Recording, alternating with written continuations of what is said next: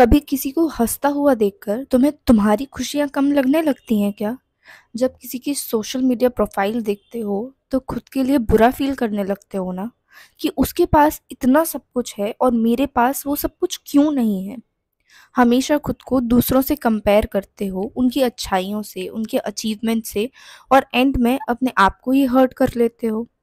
हम सभी की यही प्रॉब्लम है।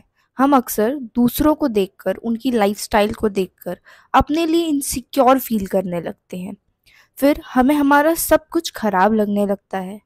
लेकिन हम ये नहीं देखते कि जिसे देखकर आज हम इनसिक्योर हो रहे हैं, उसे वहां तक पहुंचने के लिए कितनी मेहनत की होगी। चलो एक स्टोरी से समझते हैं। एक छोटे शहर में दो आर्टिस्ट रहते थे, आरव और कुणाल। दोनों बचपन से पेंटिंग करते थे। दोनों में टैलेंट था, पर एक चीज उन्हें अलग बनाती थी। आरव का आर्ट लोगों के दिल को छू लेता था और कुणाल का आर्ट लोग सिर्फ देखकर निकल जाते थे। धीरे धीरे आरव फेमस होने लगा। उसके पेंटिंग्स एग्जीबिशंस में लगने लगी। लोग उसकी तारीफ करने लगे और कुणाल अंदर ही अंदर आरव से जलने लगा। हर बार जब आरव का नाम आता, कुणाल के दिल में एक जलन सी उठती। मेरे में भी टैलेंट है, फिर सब उसके बारे में ही क्यों बातें करते हैं। उसने अपनी पेंटिंग्स में और मेहनत लगाई, पर हर बार जब उससे प्रेज नहीं मिलता तो वो फ्रस्ट्रेट हो जाता। धीरे धीरे जेलसी ने उसका पीस, उसका फोकस सब खत्म कर दिया। एक दिन उसने आरव से कहा, तुझे सब पसंद करते हैं, पर मुझे कोई नहीं देखता। मुझे लगता है मैं कभी तेरी तरह बन ही नहीं पाऊंगा। आरव चुप रहा। फिर उसने एक सिंपल लाइन बोली, कुणाल, जब मैं पेंट करता हूँ तो मैं लोगों के लिए नहीं, अपने अंदर के सुकून के लिए करता हूँ। तू हर स्ट्रोक इस उम्मीद में लगाता है कि लोग तुझे देखें। जब तक तू अपनी खुशी दूसरों के रिएक्शन से जोड़ेगा तो कभी खुश नहीं हो पाएगा। ये बात कुणाल के दिल में घुस गई। उसने कुछ हफ्तों तक पेंटिंग करनी बंद कर दी। फिर एक दिन बिना किसी कंपटीशन के, बिना किसी शो के, वो सिर्फ अपने लिए पेंटिंग करने बैठ गया। उसने अपने सारे इमोशंस, अपना सारा दर्द, अपना सच कैनवास पर उतार दिया।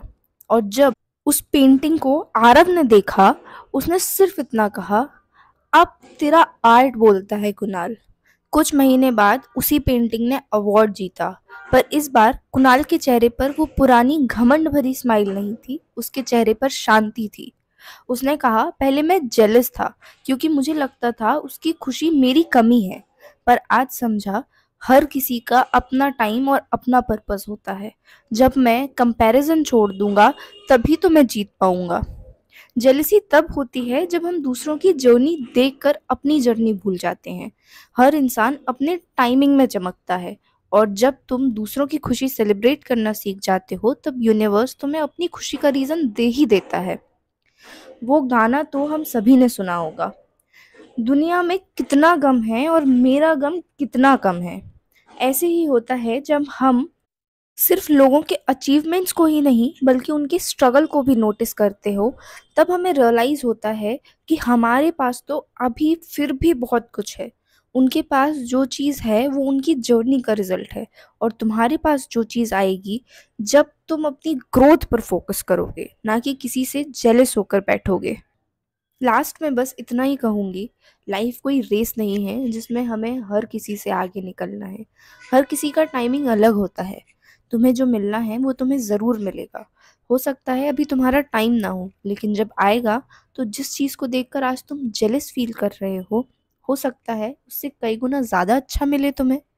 जेलेसी से अपनी एनर्जी मत ख़त्म करो, उसे इंस्पिरेशन बनाओ, क्योंकि किसी और की लाइट तुम्हारी रोशनी कम नहीं कर सकती है।